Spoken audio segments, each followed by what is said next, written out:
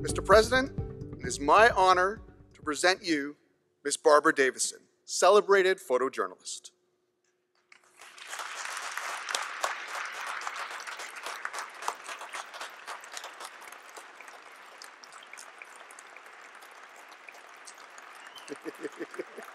Way to go, Barbara.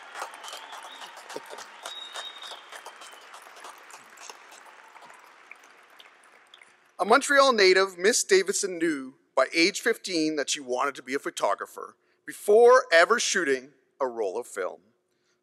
Durant son baccalauréat et beaux-arts et Concordia, ses professeurs lui ont repris à bord le reportage sur un angle moins classique et plus conceptuel. She has a distinctly narrative and human approach to photography. Whether she's covering an armed conflict or a natural disaster, victims of gang violence or sex trafficking, her great compassion for her portrait subjects leaves her with a strong impression in everyone that is around her. It has certainly impressed award juries.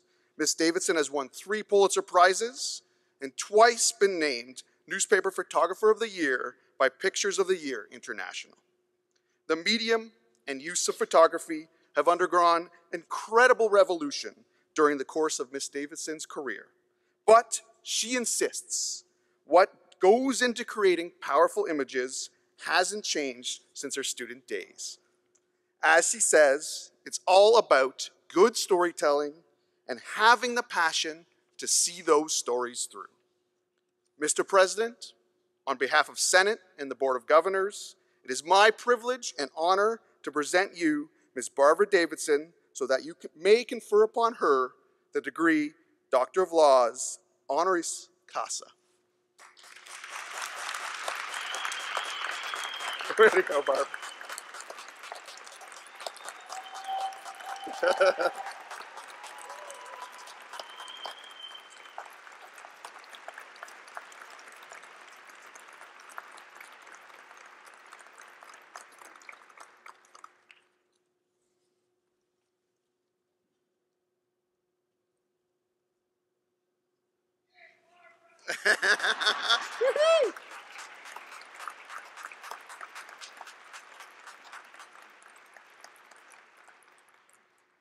I'd like to invite Dr. Davidson for her convocation address.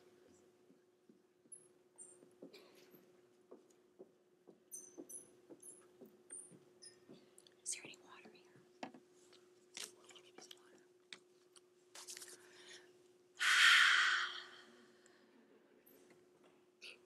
Okay. President Carr, Provost Whitelaw, very proud of you, by the way. Got a woman as a provost. Thank you so much. Okay. Deans, honored guests, and my tribe up there in the balcony. Thank you for this incredible honor. It is incredibly humbling. But I now would like to say congratulations to the graduating class of 2019. Bravo.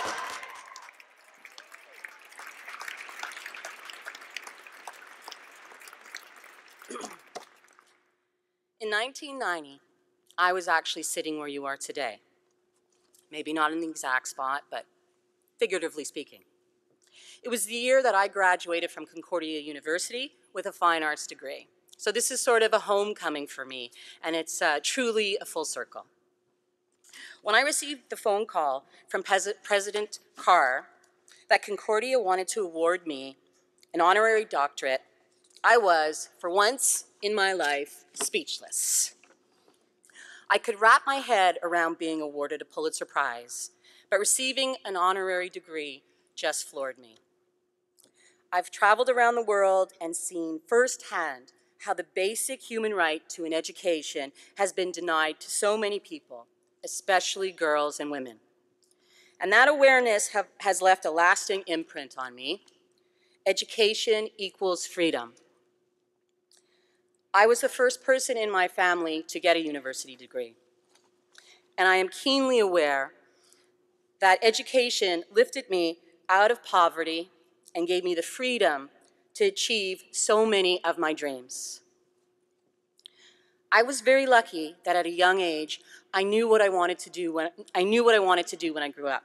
I knew what I wanted to be, even before I had ever taken a photograph. But that doesn't mean becoming a globe-trotting photojournalist came easy to me. But it did all start here at Concordia, where I spent more hours working at the Link, our student newspaper, than I did in class. Apologies to all my former professors for all my late papers, but Mark Twain said, "Never let school interfere with your education," and I took that to heart.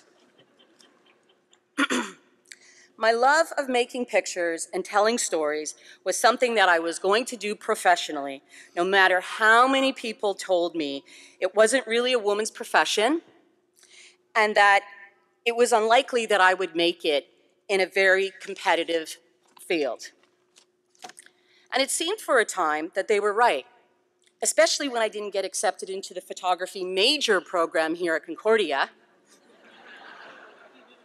But no hard feelings, because I'm Dr. Davidson on campus now.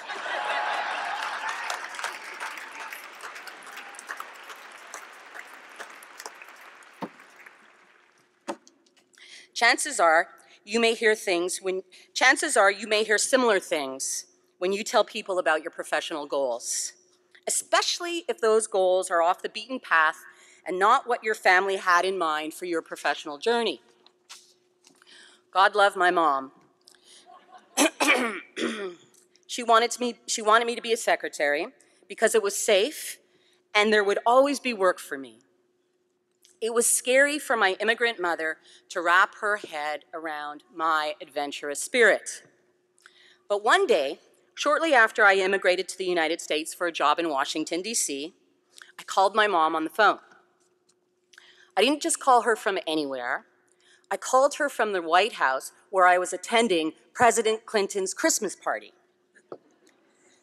I can assure you, after that call, there was never any doubt in my mom's mind that I chose the right career path.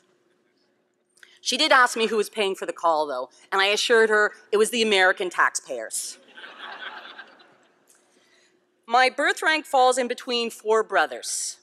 Who could have predicted that being in constant battle and competition with my brothers would be the perfect preparation for the rough and tumble, dog-eat-dog world of photojournalism?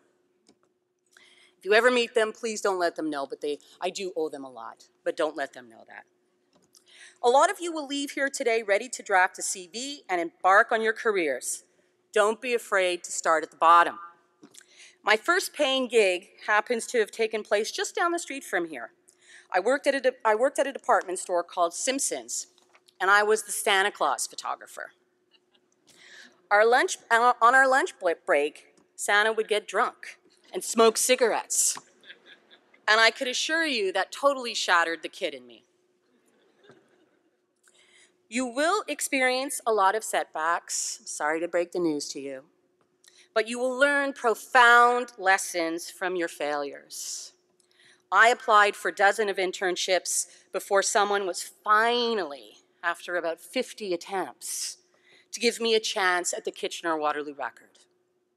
Every time I opened a response letter to a job query and saw the word sorry, tears would stream down my face. But I learned very early on to fight my way through rejection, never to give up, and never to let anyone from stopping me of becoming a photojournalist. The truth is that I have actually barely scratched the surface to inform you about all of my failures and rejections, because hey, this is your day, it's a day of celebration. We're going to rejoice. Maybe some of you graduates are sitting here not knowing what you want to do with your life just yet. What I say to you is travel. Spend time exploring the world, new cultures, and finding out what it is that inspires you. I have had the great privilege to travel the world for a living. I have borne witness to the horrors of war in Iraq, Afghanistan, Gaza, the Democratic Republic of Congo, just to name a few.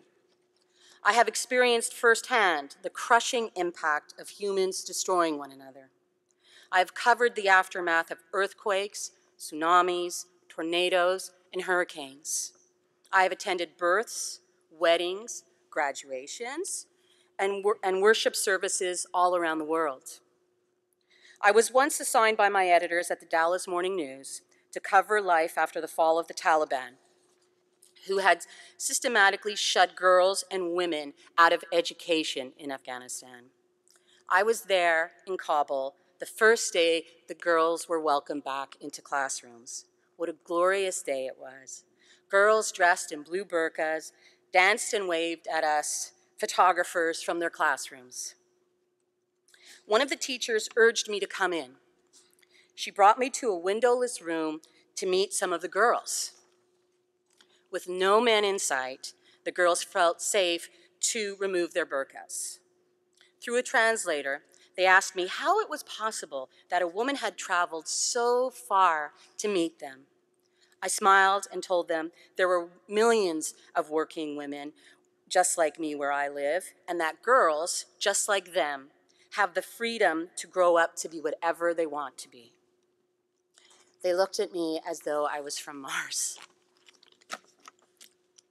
I believe we have more in common with people who may not look like us or sound like us, don't eat the same foods, or practice the same religions than what actually divides us.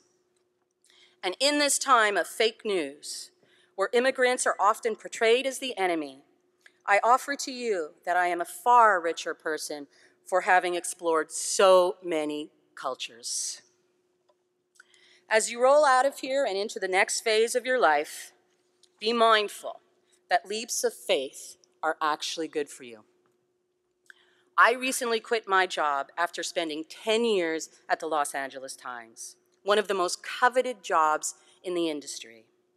And yet, I left without having the comfort of a trust fund, a bank full of money, or a sugar daddy. I left because I felt it was time for me to recalibrate, to break new ground. And I looked at myself one day and thought, is this it? Am I going to grow old and cranky at a job that I really believe I've outgrown? And then I decided, after many, many, many sleepless nights, that I'm not settling. So I had to conquer my fear of the unknown and dive into a freelance photography world where I am essentially starting all over again. Fear, if wrangled correctly, keeps you hungry, inspired, and triggers new creative energy that fades if one doesn't keep it fresh. I believe the most important words of advice that I could give you today are to not let fear hold you back from anything. I live my life as though I might die tomorrow because I almost did. Early in my career, I traveled to cover the end of the Bosnian War. It was there that myself and my driver were captured and held captive by Arkan Tigers, an ethnic cleansing paramilitary force. For 2 days, I didn't know if I was going to live or die. That level of fear leaves a lasting imprint, one that I have to wrestle with every time I find myself covering a dangerous assignment or giving important speeches like right now. Because of that experience, I don't let fear dictate what I cover, and I don't take my life for granted. I am keenly aware of time.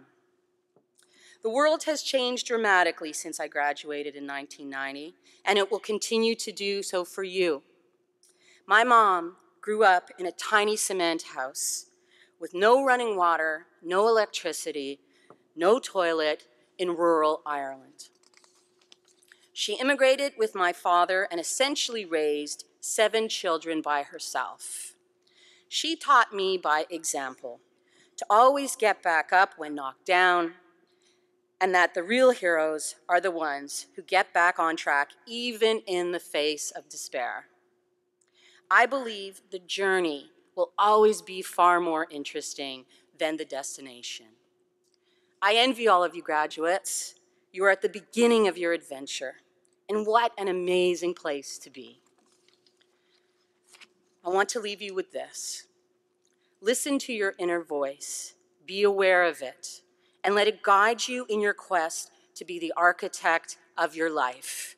Congratulations, class of 2019. Stay humble.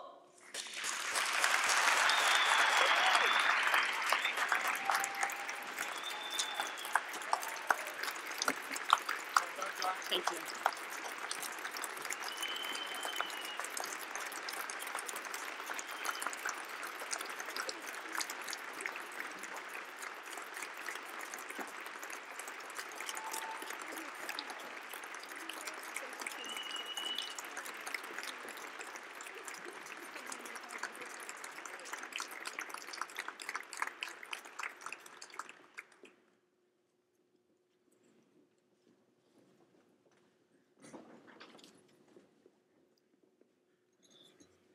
Barbara, Dr. Davidson, thank you. What a wonderful, wonderful convocation address. You really ran the gamut of human emotion in your remarks, and I think showed us that what we have in common is the beauty of our differences, among other things. So thank you for being part of our community.